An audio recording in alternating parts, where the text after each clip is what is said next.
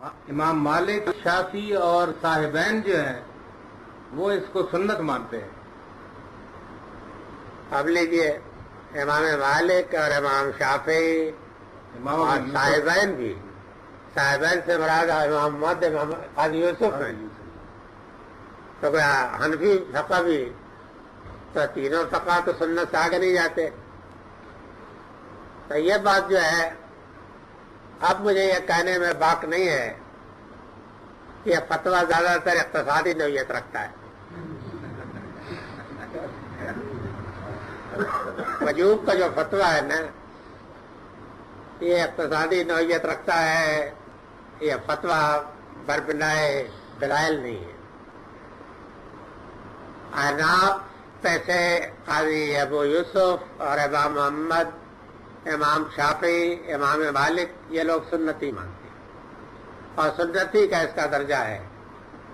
آپ لوگ اگر کریں تو سنت کی حیثیت سے بے شک کریں، آپ کو اس کا اجر و ثواب ملے گا، اس میں کوئی شبہ نہیں ہے، لیکن اس کو واجب کا درجہ کرنا جو ہے یہ کچھ بس اسی قسم کی باتیں ہیں، کوئی پڑھتا ہوتا تو ہے نہیں دین کی چیزیں،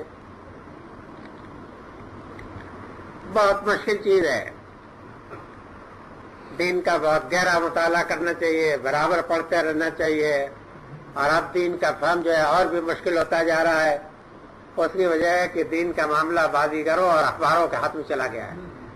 اخبار جس کو چاہے علامہ بنا دے، اور بازیگروں میں سے جو چاہے اٹھ کھڑا ہو، اگر گز بھر کی زبان ہو تو چند مہینے میں وہ علامہ بن جاتا، فتوے دینے لگتا ہے، حالانکہ اس کو یہ بھی نہیں معلوم کہ لفظ واجب کے استعمال میں فقہ میں، کتاب و سنت میں کیا فرق ہے، یہ بھی نہیں معلوم۔ اگر ان میں سے کسی کا امتحان لیا جائے، لیکن اب امتحان کون لے؟ یہ واقعہ ہے کہ یہ زمانہ جو ہے آپ کو معلوم ہونا چاہیے کہ یہ دور جو ہے ایکٹروں کا دور ہے، ایکٹریسوں کا دور ہے، بازیگروں کا دور ہے، سمجھ گیا؟ یہ دور جو ہے علم و عقل کا دور نہیں ہے۔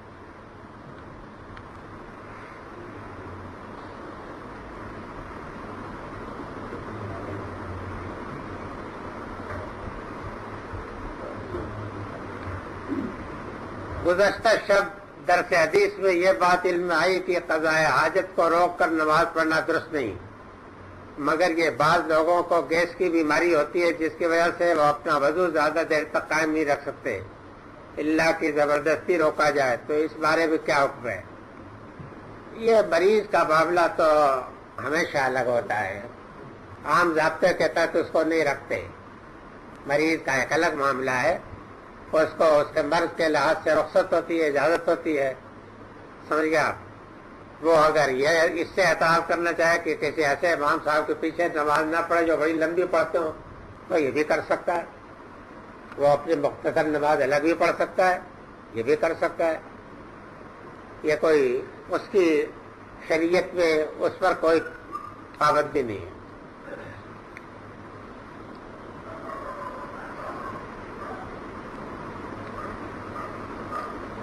اگر دو مسجدیں کسی شخص کے گھر کے پاس ہوں جن میں ایک دور ہو تو کیا آپ کے تو ثواب کے خاطر دور والی مسجد میں جانا مناسب ہے، یا کہ اس میں زیادہ جماعت ہوتی ہو جمعہ وغیرہ کی نماز کے لیے اس مسجد میں جائے تو ٹھیک ہے، لیکن پاس کی مسجد کو آباد رکھنا یہ زیادہ مقدم ہے بمقابلہ اس کے کہ آپ کثرت خطا کا ثواب لینے کے لیے محلے کی مسجد کی ویران چھوڑ کے چلے جائیں۔ مسجد جب بن گئی ہے تو اس کو آباد کیجیے۔ بےعقلی غلط تو انہوں نے لکھا تھا تو میں نے اس کو دوہرا دیا ہے، مگر یہ ہے کہ بےعقلی نہ صحیح، تاہم عقل کا کچھ اچھا استعمال نہیں ہے۔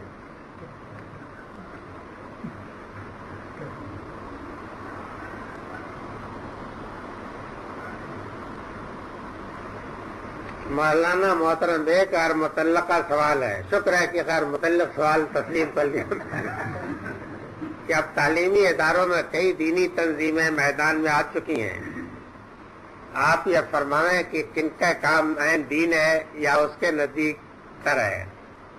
میرے نزدیک تو ان میں سے کسی کا کام بھی دین کے نزدیک تر بھی نہیں ہے، دین تو درکنار کسی کا کام بلا استثناء۔ اور میں پورے اطمینان قلب کے ساتھ کہتا ہوں، شرح صدر کے ساتھ آج میں اس بات پر بہت جازم ہو گیا ہوں کہ واقع ہے کسی کو یہ حق نہیں ہے کہ ملت کے جسد مبارک میں سے کچھ بوٹیاں کاٹے اور اپنی قصائی کی دکانیں لگائے۔ ہر شخص کا فرض یہ ہے کہ ملت مرحوم کی جو خدمت وہ کر سکتا ہے وہ اپنی استعداد و صلاحیت کے مطابق کرے۔ سمجھے آپ؟ یہ بالکل غلط طریقہ ہے جن لوگوں نے بنا لیا ہے۔ اور اب بہرحال یہ باتیں میرے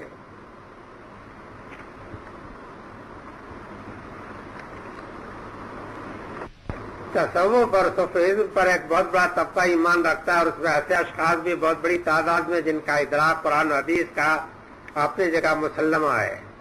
ان حالات میں آپ قطعیت سے اہل تصوف کی نفی کرتے ہیں تو ذہن میں انتشار پیدا ہوتا ہے۔ کیا اس کی مزید وضاحت آپ کر سکتے ہیں؟ 2-3 روز قبل نوائے وقت کے کالم نگار عبدالرشید صاحب نے اس پر تحریر کیا تھا، اور اس میں قرآن شریف کی ایک آیت کا ترجمہ کا حوالہ دیا گیا تھا جس کا ترجمہ تھا اللہ تعالیٰ کے لیے اللہ کے بندوں کی محبت شدید ہوتی ہے۔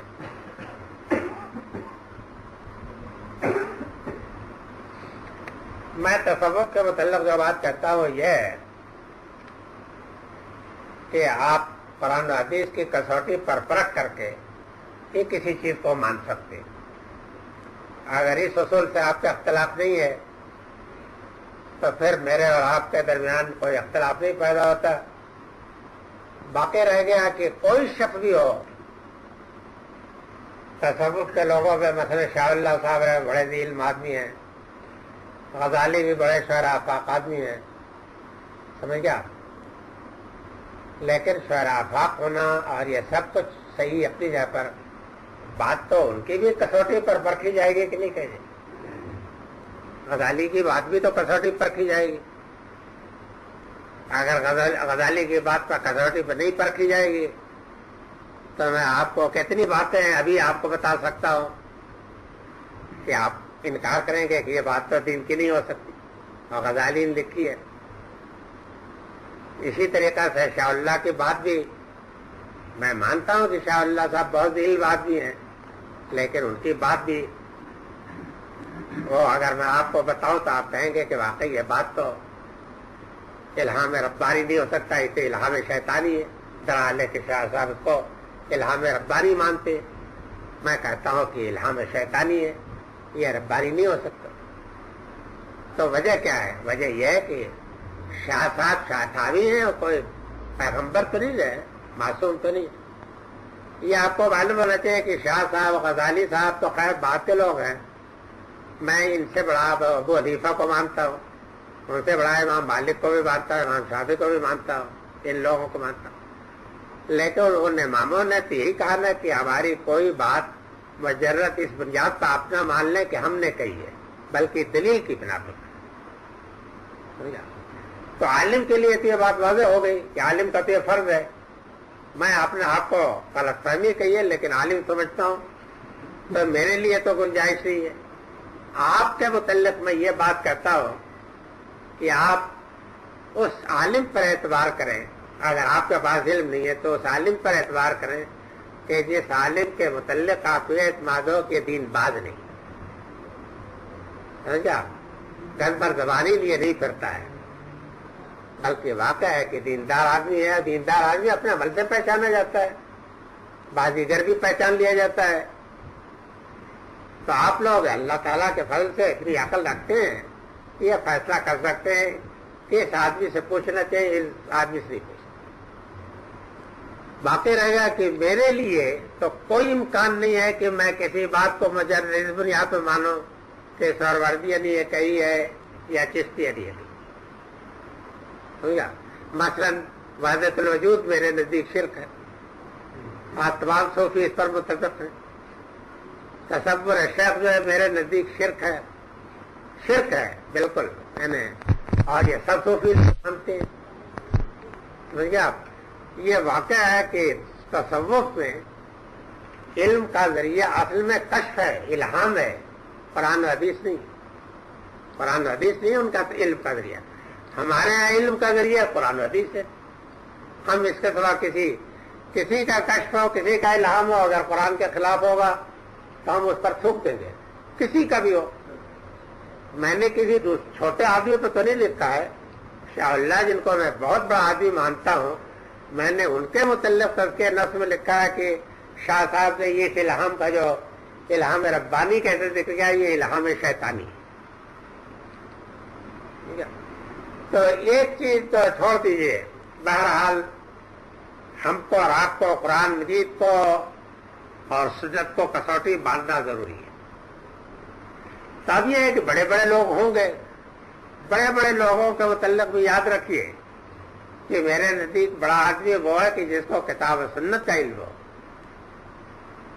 تو کتاب و سنت کے علم کے اعتبار سے میں یہ تو مانتا ہوں کہ شاہ اللہ بڑے آدمی، غزالی کو بھی مانتا ہوں تو وہ بھی بڑے آدمی. سمجھ کیا واقع رہ گیا کہ یہ قشیریہ اور سلسلے سہروردیہ یہ لوگ کیا ہے مجھے نہیں معلوم، کہ وہ کیا ہے مجھے نہیں معلوم، میں نہیں جانتا. میں نے جن کو پڑھا لکھا مانتا ہوں، جن کی کتابوں کو جن کا میرے علم میں میں نے مطالعہ کیا ہے، یہ حضرات کے یوں ہی شیخی اگاڑتے رہے.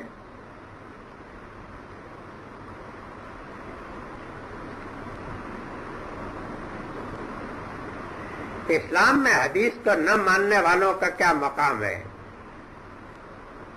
اگر یہ سوال یوں ہو کہ اسلام میں سنت کے نہ ماننے والوں کا کیا مقام ہے، تب تو میں اس کا جواب دوں گا کہ من کافر ہے. لیکن حدیث کے متعلق سوال وضاحت طلب ہے. حدیث جو ہے تو یہ ہے نا کہ احاد جو ہیں یہ بھی تو احادیث میں ہیں، تو ان کو تو پرکھنے کے لیے شرط ہے. اگر کوئی بات اس میں قرآن کے خلاف ہو، حدیث کے خلاف ہو، سمجھ گیا، یا کامن سینس کے خلاف ہو، یا مسلمات عقلی و فطرت کے خلاف ہو، تو ان حدیث کے متعلق بحث ہو سکتی ہے. سمجھ گیا.